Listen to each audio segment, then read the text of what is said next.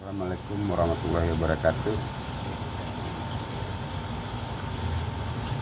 Beberapa hari yang lewat, saya mencoba untuk berbagi pengalaman tentang cara menentukan ukuran kapiler yang pas pada sebuah mesin pendingin. Kali ini saya mencoba kompresor 1 PK rotary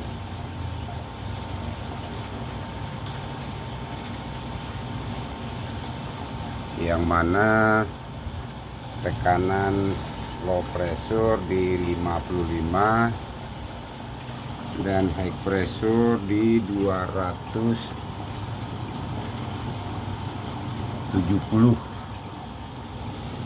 Suhu baru 0,4 derajat. Saya akan mencoba dengan ukuran pipa kapiler 0,8 ini 0,08 panjang 2 meter. Bagaimana hasilnya, apakah perhitungan atau saya pemasangan kapiler saya benar atau tidak adanya. Sekarang ini 260, kita anggap itu dengan suhu 0,4 itu derajat, dianggap masih normal di 260 PSI dengan seksen 55 PSI. Saya kepingin minimal suhu yang akan saya cari di minus 15. Berapakah tekanan high pressure nantinya?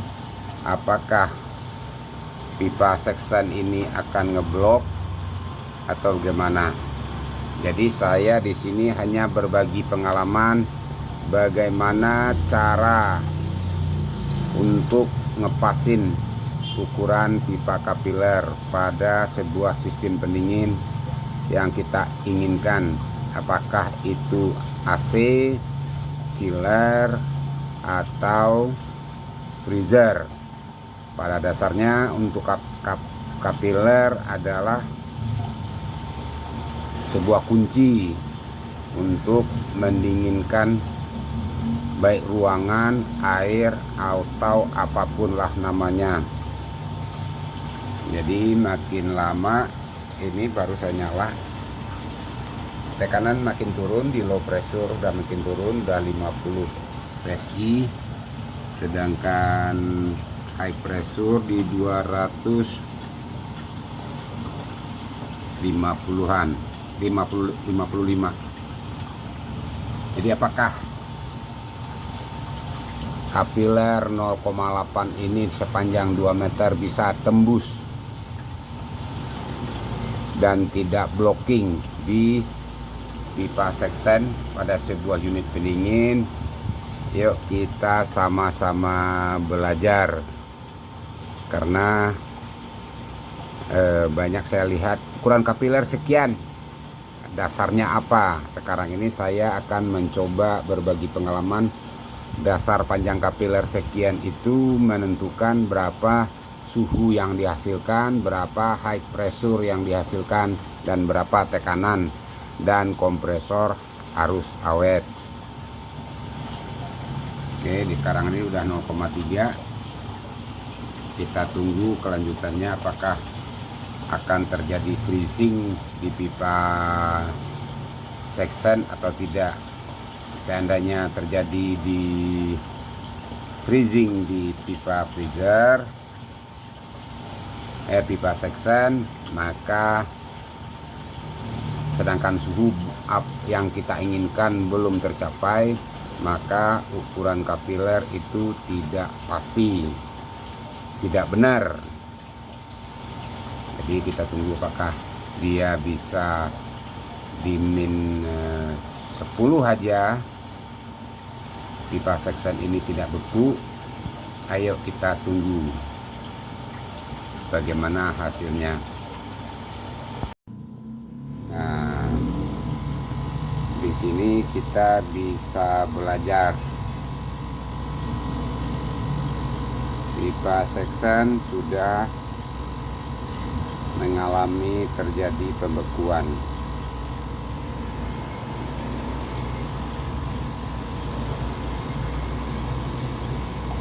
Pipa seksennya sudah mengalami pembekuan.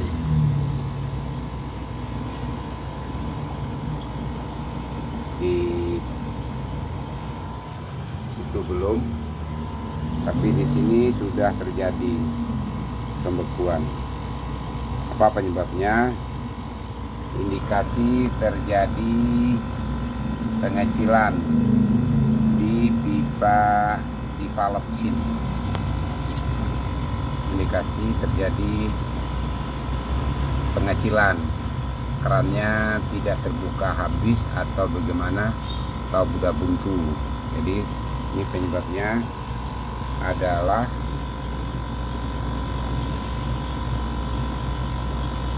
awet atau keran tidak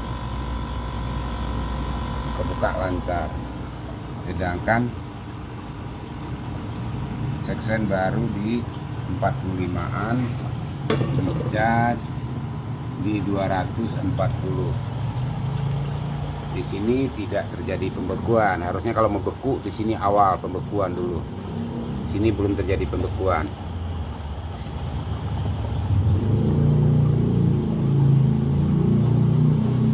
Kalau untuk mengikuti HPLP sudah benar adanya 240-an, 245, tapi sudah terjadi pembekuan di pipa seksen. Di sini pertama di valve kita curiga, yang kedua di sini kapiler kebesaran, terlalu kebesaran pipanya. Saya akan mencoba ganti kapiler. Tadinya 80, adanya 80. Ini ada 0,54 dengan panjang akan saya kasih 150 cm. Saya akan mencoba mengganti kapiler yang 0,80 adanya kemarin. Saya akan coba sekarang ini, saya akan ganti dengan 0,54, sedangkan suhu baru di 0 derajat. Pipa seksen sudah mulai ada biang es, sedangkan pipa discharge pipa awal kapiler belum terjadi pembekuan. Jadi di sini indikasi kapiler kebesaran. Saya coba dulu ganti kapilernya, apakah penyebabnya di kapiler sampai pipa seksen ini mulai terjadi pembekuan. Saya akan coba ganti dengan 0,54 dengan panjang 150 cm. Tadinya ini 2 meter, sekarang akan saya ganti dengan 54 dengan kepanjangan 150 cm. Maaf terhenti tadi kendor. Kalau kita kencangin pakai tangan melepuh pula tangan, nantinya kena liquid. Sekarang nih tekanan sekitar 175 PSI, kondisi malam. Jadi kondisi malam, low press sekitar 20 PSI. Saya akan coba, ini kabelnya kita namanya ngetes, ukur temperatur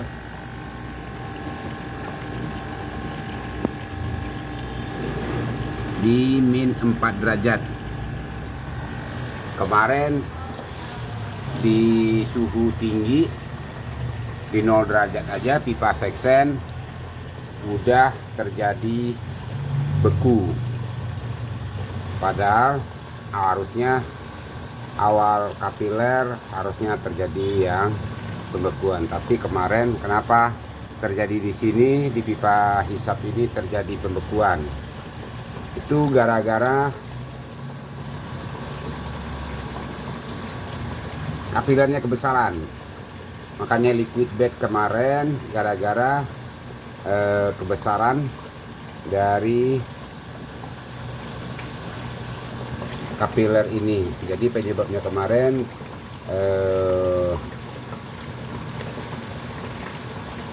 gara-gara kapilernya kebesaran. Sekarang ini saya kasih 0,54 dengan panjang 1,5 meter. Suhu sudah mencapai, ya ini dicolok dulu lah, ini kabelnya nggak ada, jangan dicontoh. Ya, di min 4 derajat. Jadi pipa seksen tidak beku. Tadi saya udah coba untuk ini contohnya. Kita bikin untuk es batu kristal.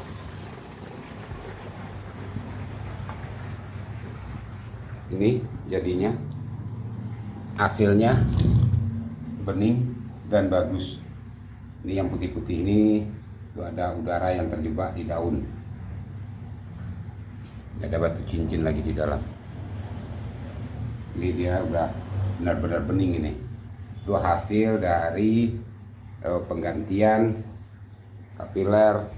Nah, ini itu untuk R22 ya rekan-rekan ya. Ini ada juga yang pesan untuk mesin es juga. Dikirim untuk 1 PK R32. Sudah pasti tekanan kerjanya berbeda. Pasti kapilernya tidak bisa kita pakai 0,54 sama dengan R22, sedangkan ini kompresor R22. Ini sudah mulai beku. Terus untuk ada juga yang bilang es cepat itu sebenarnya untuk mendinginkan air. Ini saya coba kupas juga sekalian. Ini air anggaplah 50 liter. Itu tidak mungkin bisa kita dinginkan di min 10 saja dengan waktu 1 jam. Apalaginya katanya es cepat. Es jadinya cepat. Itu padahal kita namanya dagang ya, sepertinya itu adalah pembodohan bagi saya yang tahu. Kenapa? Air di dalam bak itu kita dinginkan tuh memakan waktu. Kalau 2 PK anggap aja 500 liter atau 100 liter, 100 kalau delta T nya kita anggap 110 ke 100 berarti 115 lah, 100 atau 100 delta T nya lah air di 100 dikali 100 berarti 10.000 kali 4 itu makan waktu 4 jam. Membutuhkan waktu 1 PK. Dengan kompresor 2 PK itu butuh waktu 2 jam untuk mendinginkan ke min 10 dengan 100 liter tadi. Jadi ada hitungannya untuk pembuatan sebuah mesin pendingin, apalagi es balok, itu tidak semudah. Kalau sekarang ini saya lempar plastik 1 kilo dengan adanya diisi, ini pasti cepat. Dikarenakan kenapa? Air yang saya masukin sedikit, sedangkan untuk pendinginnya sudah dingin. Jadi tidak ada yang dibilang pendinginan cepat itu kecuali ABF ya, izin ABF. Pendinginan cepat baru itu namanya, boleh dikatakan pendinginan cepat. 1 ton bisa makan waktu 8 jam udah beku benar-benar di suhu min 40. Kalau untuk es balok tidak ada pendinginan cepat. dia harus melalui proses cooling load yang benar. 1 liter dari titik beku untuk kepembekuan itu membutuhkan kilogram kalorinya lebih kurang 85 kilogram kalori. Itu disampai min 15. Jadi tidak semudah dan tidak segampang yang diucapkan es cepat jadi. Sekarang kalau saya masukin plastik 1 kilo, ini pasti cepat. Kenapa? Mesinnya 1 kilo 1 PK. Yang saya dinginkan cuman 1 kilo, maka itu pasti cepat. Di sini saya hanya berbagi pengalaman. Kapiler adalah kunci dari sebuah mesin pendingin. Seandainya kebesaran kapiler, maka HPLP tidak akan balan atau tidak seimbang. Dan kebetulan kemarin itu panas, air pressure terlalu tinggi di 240. Ini kadang malam tekanan HP-nya pasti rendah. Kenapa? Mempengaruhi cuaca. Apalagi evaporator sudah dingin juga, jadi yang di depannya sudah tidak berat lagi. Kalau kondisi awal pasti HP-nya di atas 225. Kemarin saya coba, ini lupa memvideokan. Jadi ukur suhu yang kita inginkan, air pressure kita ukur. Nantinya seandainya suhu belum tercapai, sedangkan tekanan udah rendah, berarti kekecilan kapiler kita. Kemarin suhu belum tercapai, pipa hisap sudah beku, maka kapiler kita kebesaran. Jadi kelemahannya, jadi untuk rekan-rekan yang mau membuat sebuah mesin pendingin, coba dipasang pentil di HP, di high pressure-nya, di liquid lamp dan di pipa section. Nantinya ketemu. Seandainya ada keluhan silahkan tanya di kolom komentar. Terima kasih. Wabillahi taufiq wa hidayah. Wassalamualaikum warahmatullahi wabarakatuh.